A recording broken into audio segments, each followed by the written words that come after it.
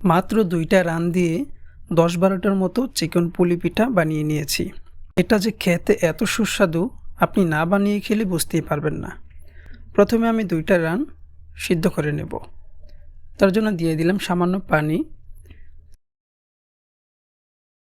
তারপরে দিয়ে দিলাম হাফ চামচ হলুদের গুঁড়া আর হাফ চামচ লবণ। এখন ঢাকনা দিয়ে ঢেকে ভালো করে সিদ্ধ করে নেব। রান দুটো সিদ্ধ হয়ে গেছে। এখন আমি গ্রেটার দিয়ে গ্রেট করে নেব।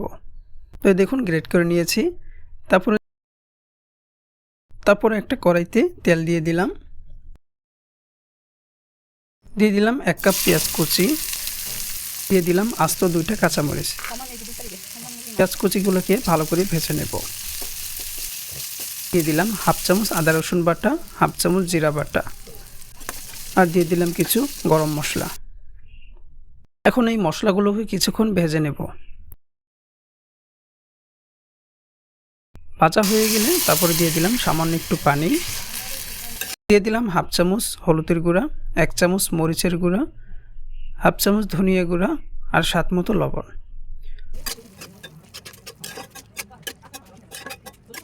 কিছুক্ষণ কষিয়ে নেওয়ার পর দিয়ে দিলাম একটা টমেটো কুচি।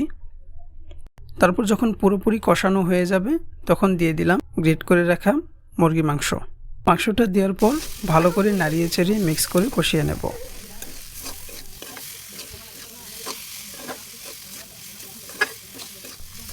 তারপর সামান্য একটু পানি দিয়ে দিলাম কষানোর জন্য।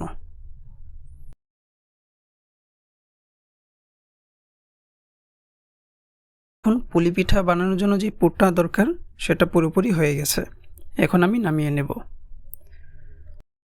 তারপর এখন বড় করে একটা রুটি বেলে নেব। আমি চালের গুঁড়া দিয়ে ডো বানিয়ে নিয়েছি। আপনারা চাইলে ময়দা দিয়েও বা আটা দিয়েও করতে পারেন।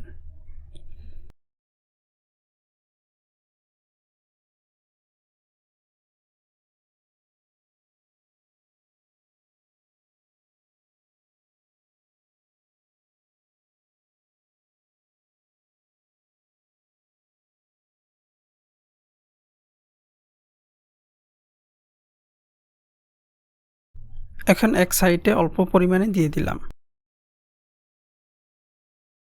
তারপর চাপ দিয়ে বসিয়ে লাগিয়ে দেব। এখন একটা ছুরি দিয়ে সাইড কেটে নেব।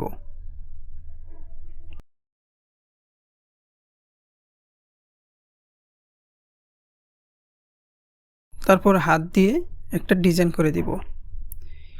টিপ দিয়ে বড় করে তারপর ভেঙে দেব, তাহলে ডিজাইনটা হয়ে যাবে।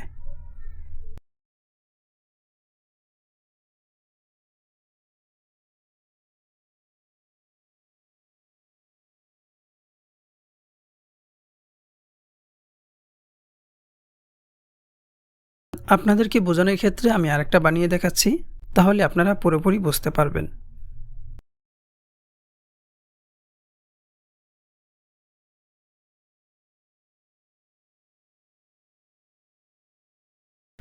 যদি হাতে লেগে যায় তাহলে হাতে একটু তেল মেখে নেবেন।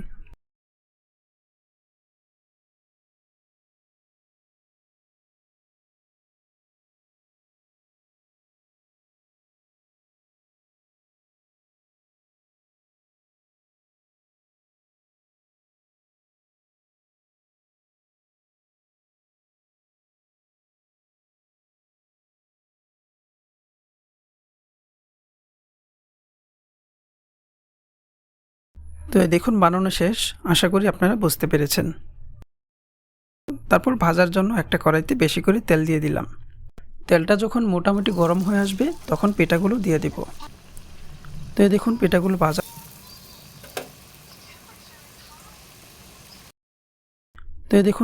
ভাজা হয়ে গেছে। এখন আমি নামিয়ে নেব।